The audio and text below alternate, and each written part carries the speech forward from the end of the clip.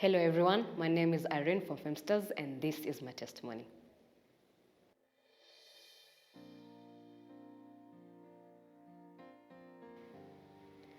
My testimony is about how God delivered and protected my dad from a very deadly crash. My dad works in the military, KDF to be more specific, in Kenya Air Force. He usually works mostly within Nairobi, but sometimes they're required to move outside Nairobi for maybe a day or so, then come back in the evening.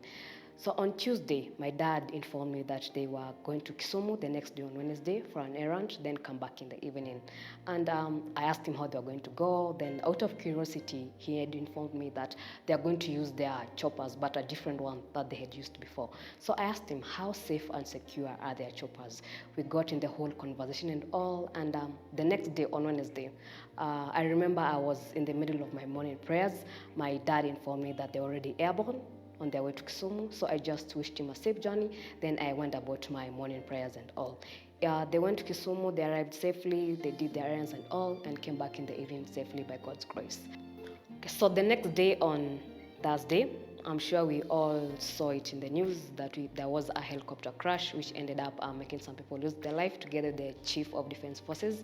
I remember that day I was here in church for a camp which was going on, and a few minutes past 2 I decided to call my dad, just check up on him and do some follow-up and all.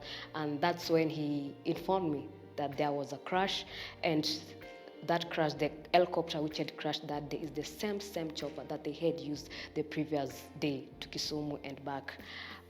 I didn't know exactly how to react or what to say. I could not believe it. So I asked my dad, are you sure it's the same chopper? I was like, yes, it's the same one they used yesterday. So today, CDF and the other people decided to use it to run their errands and all. I'm still in shock. I can't believe, I really can't believe. I'm really grateful to God. I lack even the words to express how grateful I am. He protected my dad, he delivered him, because so many things would have happened, but my dad is still alive, and I'm really grateful to God. He is a good God, and he really delivered my dad. I'm really grateful to our father, Bishop Doug. He has been leading us through floor prayers on Tuesdays and Fridays, helping us to pray for our families, helping us to pray for accidents and so many other mysteries. I really appreciate our Bishop Doug. I also appreciate and I'm really grateful to our father also, Bishop Obi. Bishop Obi has been teaching us about prayers, the importance of prayers. He has been teaching us about the blood of Jesus. Bishop Obi, I'm really grateful for the work you are doing. I'm really grateful for your change in so many people's lives. I'm also grateful to also our father, Bishop Augustine. Bishop Augustine, thank you for your advice. Thank you for your direction. Thank you also for your teachings.